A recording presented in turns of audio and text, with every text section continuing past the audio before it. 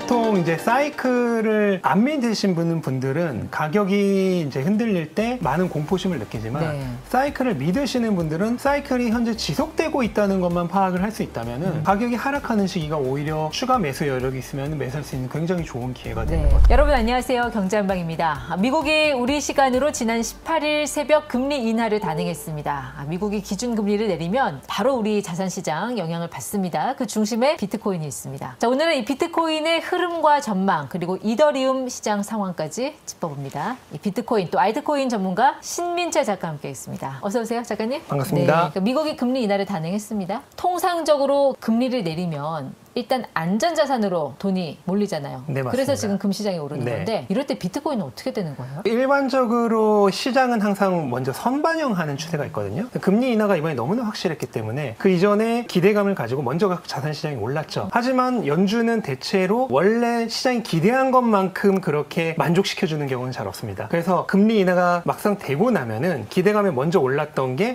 일종의 뉴스에 팔아라가 나오면서 그러니까 소문에 사고 뉴스에 파는 거죠. 그러면서 하락이 나오는 경우가 굉장히 많은데요. 실제로 작년 같은 경우에도 9월 18일 한국 시간은 9월 19일 그러니까 하루 차이로 올해랑 하루 차이로 작년에도 똑같은 시기에 첫 번째 금리 인하가 있었어요. 이번에도 이번 9월이 첫 번째 금리 인하죠. 완전히 똑같은 금리 인하가 있었는데 작년에 금리 인하 했을 때도 금리 인하 한 후에 약간 올랐는데 뭐 기껏해 한 5% 별로 안 올랐습니다. 그렇게 오르다가 9월 말부터 10월 초까지 굉장히 큰 폭의 하락이 있었어요. 근데 이번에는 그게 이제 조금 당겨져서 왔다. 그 정도로 보시면 되는데 큰 틀에서 보면은 차이가 없는 거죠. 비트코인도 계절 타는 거예요? 계절성이 굉장히 심합니다. 원래는 미국 주식도 비트코인도 이번 주, 그러니까 38주 차거든요. 38주 차가 역대 그 시장 역사상 가장 평균 성적이 안 좋은 주간입니다. 주식은 좋잖아요. 그런데 주식은 왜 좋냐면은 개별 호재 때문이에요. 엔비디아가 이번에 오픈 AI에 1000억 달러의 투자를 하는 것을 결정을 했죠. 그러면서 엔비디아에 납품하는 뭐 예를 들어 TSMC라든지 이런 회사들도 포함해서 반도체 업계 대부분이 다 상승을 했어요. 엔비디아 경쟁사 뭐 인텔 이런 걸 제외하고는. 그러면 지금 미국 시장을 이끌어가는 대장 섹터는 반도체고 그 다음에 대장주는 엔비디아죠. 얘네가 올라버리니까 선도에서 올라버리니까 그냥 그 힘으로 같이 올라버린 거죠. 그러니까 원래 계절성으로 치면 이번 주가 가장 안 좋은 주인데 개별 호재가 있으니까 그게 끌고 간 거고. 그럼 비트코인은 언제 다시 비트코인은 지금 개별 호재가 없죠. 그런 상태에서 어떻게 보면 그 계절성을 그대로 두들겨 맞았다. 그렇게 해석을 하시면 될 것 같아요. 그러면 10월 언제쯤부터 다시 좋아진다 이런 거 있어요? 정확히는 40주 차부터 엄청나게 좋습니다. 그러면 40주 차부터 아니요 10월 한 매해 다른데 10월 첫째 주나 둘째 주 정도부터 그 이후로 평균적으로 한 10주 연속 주간 수익률이 계속 플러스입니다. 근거 있어요? 네, 그냥 역사로 집계가 돼 있어요. 40주 차부터 대략 10주 정도, 그러니까 12월 정도까지죠. 네, 제가 여쭤본 근거라는 거는 그 시기에 오를 만한 뭐 특별한 이유가 있냐? 그거는 매해 다르겠지만 지금 말씀드린 건 평균 성적입니다. 지난 비트코인의 가격이 집계되기 시작한 2011년부터 2024년까지의 대략 14년간의 평균 수익률이 40주 차부터 10주 연속 플러스예요. 우연 아니에요? 그걸 이제 우연이라 생각하기 쉬운데 비트코인은 정말 거짓말처럼 이 계절성이 굉장히 잘 맞아요. 그러니까 증시도 원래 계절성이 꽤 있거든요. 5월에 팔아서 10월에 돌아오라 하잖아요. 근데 맞아요, 상당히. 근데 비트코인은 증시보다도 한 곱하기 2배에서 3배 정도 계절성이 더 잘 맞는다고 보시면 돼요. 왜 그러냐면은 주식 같은 경우에는 현금 흐름이라고 하는 게 가치를 결정하는 핵심적인 요소잖아요. 그러니까 예를 들어서 원래 좋아야 되는 시기에 주식들이 전반적으로 실적이 안 좋아. 그러면은 내리는 거예요. 반대로 원래 나빠야 되는 시기에 어제처럼 대형 호재가 이렇게 있으면은 좋은 거예요. 근데 비트코인은 그런 것이 아니라 철저하게 공급과 수요의 역학으로만 가격이 정해지죠. 그러다 보니까 투자자들 심리가 증시보다 몇 배 강하게 영향을 미쳐요. 예를 들어서 이번 주 가장 안 좋은 주다? 그럼 사람들이 다 팔아요. 방금 공급과 수요를 말씀하셨는데 비트코인에서 공급 측면이라면 반감기일 거고 수요 측면이면 유동성이 가장 중요하죠. 그럼 지금 수요 측면에서 유동성은 풀린단 말이죠. 금리 인하 시기가 왔으니까 좋아지네요. 좋아지는데 유동성 위험 자산으로 들어오는 유동성은 바로 들어오지 않고 안전 자산으로 먼저 갔다가 상황을 보고 이제는 슬슬 리스크를 높여도 되겠네 라는 판단이 들면 그때 점진적으로 위험 자산으로 옵니다. 안전 자산이라 하면 금을 말씀하시는 거죠? 금이랑 채권이 안전 자산이 대표적이고 이제 중도적인 자산이 S&P나 나스닥, 그다음 위험 자산이 비트코인, 초위험 자산이 알트코인 이런 식으로 나눌 수 있겠죠. 더 위험 자산일수록 유동성이 들어오기까지 걸리는 지연 시간이 길어져요. 금리를 내렸다고 해서 바로 올라버리는 게 아니에요. 그러니까 공급 측면에서 반감기야 뭐 전혀 변경 없이 4년마다 맞아요. 한 번씩 진행이 되는 거고요. 네. 그 수요 측면에서 유동성 공급이라는 거는 유동성을 무한정 계속 뿌릴 수는 없잖아요. 물가가 튀니까. 네. 이건 분명히 언젠가 멈춰서는 요인이겠죠. 유동성도 사이클이 기존에는 비트코인과 똑같았습니다. 비트코인이 언제 나왔냐면은 리먼 브러더스 사태, 금융위기 때문에 탄생한 게 비트코인이잖아요. 네. 그러니까 그때 모든 것이 리셋됐을 때 비트코인도 같이 나왔어요. 그러면 그때는 경제가 엄청난 경기 침체니까 유동성을 뿌려야겠죠. 유동성 확장 사이클과 동시에 탄생한 게 비트코인이에요. 근데 유동성도 말씀하셨다시피 계속 뿌리다 보면 물가가 오르니까 그러네요. 보통 1, 2년 정도 뿌리고 나면은 긴축으로 돌아섭니다.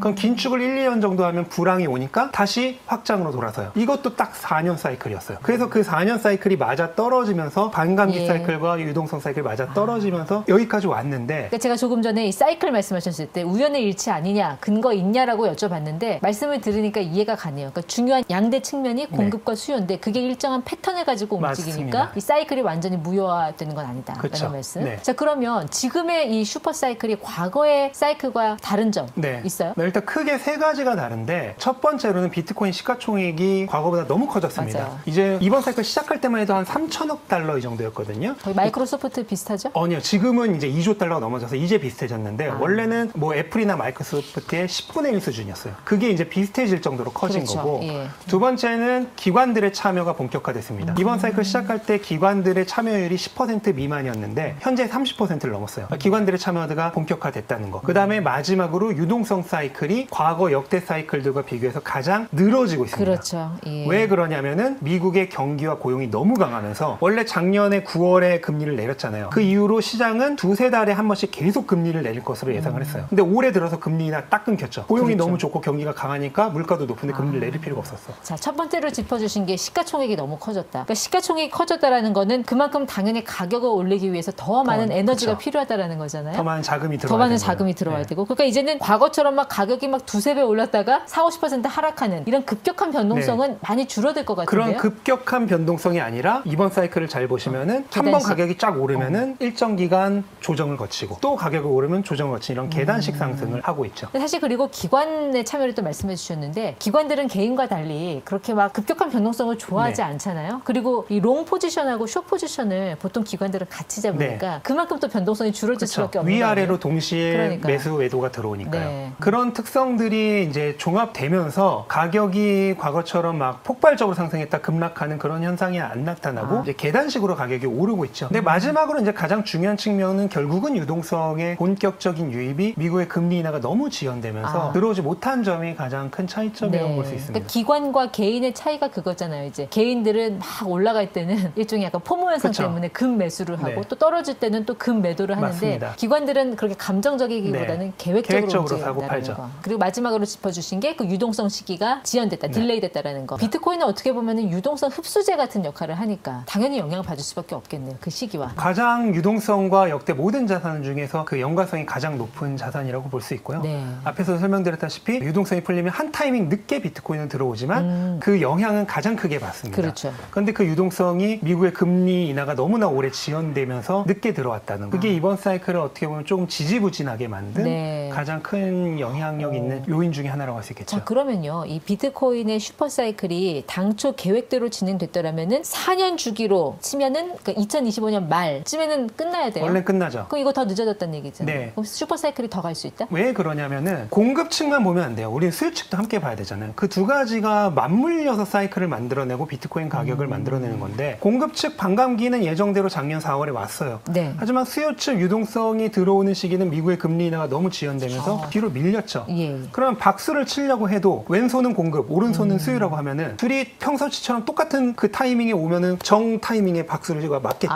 그럼 올해 말에 끝난 거예요. 네. 그런데 공급은 그대로 왔는데 이 오른손은 늦게 따라온 거예요. 그럼 박수가 가운데서 안 쳐지고 이 오른쪽에서 쳐지겠죠. 그렇죠. 그렇게 예. 되면서 늦어진다. 그럼 이런 식으로 이해를 하시면은 좋을 것 같아요. 그럼 결국 비트코인 투자에 있어서 가장 승률이 높은 게임은 이 사이클 따라가는 거네요. 맞습니다. 그러니까 이 사이클 투자를 지향하는 거. 이게 가장 확률 높은 게임이라고 보면 돼요. 맞습니다. 보통 보통 이제 사이클을 안 믿으신 분들은 가격이 이제 흔들릴 때 많은 공포심을 느끼지만 네. 사이클을 믿으시는 분들은 사이클이 현재 지속되고 있다는 것만 파악을 할 수 있다면은 가격이 하락하는 시기가 오히려 추가 매수 여력이 있으면 매수할 수 있는 굉장히 좋은 기회가 되는 거죠. 그러니까 온체인 데이터 이런 거 많이 네, 좀 맞습니다. 보시는 편이세요? 네. 어떤 걸 좀 확인하고 들어가야 되는지. 과거에는 이제 파이사이클 탑 인디케이터라 그래서 111일 이동평균선과 350일 이동평균선을 이용해서 고점을 맞추는 그게 가장 확률이 높았는데 이번 사이클에 좀 유동성 측면이 많이 어그러지면서 그 부분 같은 경우에 현재로서는 조금 신뢰성이 낮아진다고 보고 있고 크게 세 가지 정도로 압축을 하자면 MVRV라고 해서 그냥 쉽게 요약해서 전체 시장의 평균 매수 가격 대비 네. 현재 가격이 몇 배인가를 나타내는 지표가 있어요. 이 지표상으로 이번 사이클에서 한 4배에서 5배 정도 됐을 때 사이클 고점을 의심해 볼 수 있거든요. 현재 한 2.5배 정도까지 올라와 있습니다. 네. 그러니까 이게 더 올라서 한 4배 정도 되면은 이제 슬슬 분할 매도가 아하. 들어가야 되는 타이밍이고 또 한 가지로는 이제 월간 상대 강도 지수 RSI라고 하는 지수가 있는데 이 지수를 비트코인 처음 최초 사이클부터 지금까지의 고점을 쫙 선을 이어서 그려보면은 일정한 기울기로 내려오고 있어요. 그래서 그 기울기로 내려오고 있는 그 추세선에 닿으면은 이제 사이클이 고점이라고 볼 수 있겠죠. 마지막으로 가장 쉬운 거는 결국은 심리 지표입니다. 우리 흔히 인간 지표라고 그러죠. 주변에서 네. 비트코인 투자 안 하시던 분들한테 전화가 오면은 가볍게 인간 팔기 지표? 시작하시면 됩니다. 그러니까 이제 적절한 시점에서 바닥권이라고 생각하는 지점에서 분할 매수를 통해 진입을 하고 맞습니다. 온체인 데이터 이런 네. 거 보면서 그거 이제 고점인 것 같은데 그쯤에서 분할 매도를 통해서 탈출하는 게 가장 승률 높은 게임이다. 맞습니다. 말씀이신 것 네. 같아요. 그건 어떻습니까? 우리 DCA라는 거 있잖아요. 네. 달러 코스트 레버리징이라고 해서 네. 장기 분할 매수하는 네. 거. 그 전략은 어떻게 보세요? DCA는 가장 좋은 방법 중에 하나고요. 우리가 내일 시장이 오르고 내릴지를 알 수 없잖아요. 그러니까 내가 오늘 예를 들어서 전부 가진 돈을 다 투자를 했는데 내일 올라버리면 좋지만 내려버리면은 너무 슬프잖아요. 그래서 어떻게 될지 알 수 없기 때문에 리스크를 최대한 분산시키는 게 더 안전한 투자법이라고 할 수 있죠. 네. 그래서 그런 의미에서 DCA, 달러 코스트 에버리징을 통해서 평균 가격으로 매수를 해 나가는 거죠. 예를 들어서 내가 1억이 있는데 나는 3달 정도 한 100일 동안 매수를 하고 싶어. 그러면 그냥 매일 100만 원씩 그냥 사는 겁니다. 그런 식으로 사면은 그 100일간의 평균 가격으로 내가 수렴할 거 아니야. 내 예. 진입 가격이. 그렇게 되면은 올라도 그렇게 뭐 크게 오르지 않고 내려도 그렇게 크게 내리지 않는 변동성을 상당히 많이 줄이면서 진입할 수 있는 방법이 되겠죠. 그럼 사람들이 가장 궁금해할 만한 거 가격 전망인데 네. 그럼 2026년 비트코인 슈퍼사이클 정점에서 가격 어느 정도 예상하세요? 저는 최소 20만 달러 이상이라고 보고 있습니다. 20만 달러. 네. 하나로는 뭐 3억 가까이 3억 가까이. 네, 그 정도가 될 거라고 보고 있고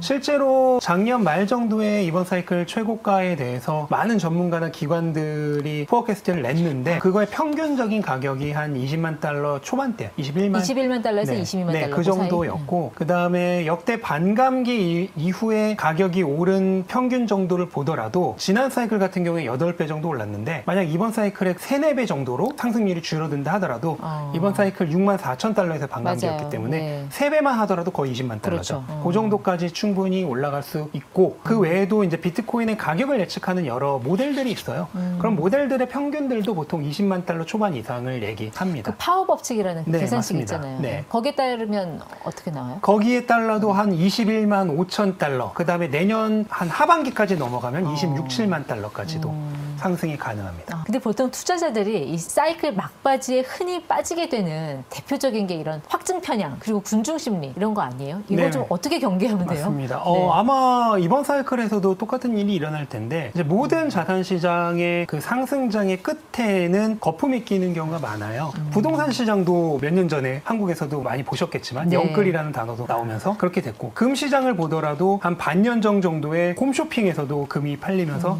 한국에서만 국제 시세보다 뭐 20% 넘게 네. 금이 팔리는 그런 현상들이 일어났듯이 기존의 비트코인 사이클도 항상 끝에서는 그런 거품이 왔고요. 예. 이번에도 마찬가지로 그렇게 최후반부 가면은 거품이 일어날 거라고 생각을 합니다. 네. 근데 거품이 일어난다는 것은 다시 말해서 새로운 투자자들이 대거 몰려든다는 얘기거든요. 그럼 이제 그런 투자자들이 흔히 빠지기 쉬운 가장 큰 착각은 얘가 지금 이렇게 많이 오르고 기세가 좋으니까 앞으로 더 오를 거야. 계속 오를 거야. 이런 생각에 빠지기 쉬워요. 근데 보통 사이클이 종료가 되면 한 6개월에서 1년 1년 정도는 약간 조정장을 거치게 되잖아요. 네. 그때는 어떻게 쉴까요? 어떻게 하는 게 좋아요? 네, 뭐 다음 사이클을 노리시는 분들이라면은 저는 그냥 쉬는 것도 좋은 방법을 생각합니다. 왜냐면 괜히 엉뚱한 데 투자했다가 거기서 손해를 보시면은 그렇죠. 예. 네, 다음 사이클 바닥에서부터 투자하기가 어려울 거 아니에요. 그렇기 때문에 저는 괜히 다른 데 투자하기보다는 그냥 쉬는 것도 좋은 방법이라고 맞아요. 우리가 생각합니다. 보통 우리 근력 운동할 때도 운동을 하다가도 충분히 먹고 쉬면 더 근력이 생기는 그렇죠. 경우 있잖아요. 우리가 투자를 할 때는 반드시 원칙이라는 게 있어야 되는데 저는 비트코인 시장은 특히나 그게 중요하다고 생각을 하거든요. 투자하는 자산의 규모도 다르고 나이도 다르고 성향도 다를 텐데 이것만큼은 공통적으로 지켜라 하는 어떤 그런 대의적인 원칙 같은 거 뭐 있으세요? 그건 어떤 자산이든 마찬가지인데 감정에 따라 투자하지 말아라. 내가 지금 막 신나서 막 얘 오른 것 같아서 더 오를 것 같다고 그냥 감정에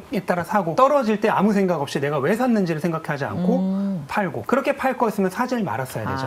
그렇게 감정에 따라 투자하는 것만 멈춰도 투자의 성공률이 훨씬 더 높아지지 않을까. 근데 보통 사람들이 사이클이 끝나면 이 수익 실현 자금을 어디에 리밸런싱 할 것인가 이거 고민 많이 하잖아요. 그럴 때 어떤 거 추천해 주세요? 가장 수익률이 좋은 방법은 그 기간 동안 주식 성장하고 있는 주식이라든지 이런 곳에 투자하는 게 가장 좋은 방법이겠지만 저는 급하게 잘 모르는데 투자할 바에는 네. 그냥 현금으로 가지고 있거나 아니면은 뭐 단기 채권에 투자를 하거나 그런 식으로 안정적인 변동성이 적은 자산에 투자하는 게 그렇죠. 오히려 더 장기적으로 나은 방법이지 않을까 그렇게 그러니까 보고 있습니다. 투자로 번 돈을 너무 쉽게 사용하기보다는 그거를 투자 또 재투자로 이어가야 또 복리 효과라는 걸 누릴 수가 그렇죠. 있잖아요. 네. 예, 그런 측면에서 하신 말씀인 것 같습니다.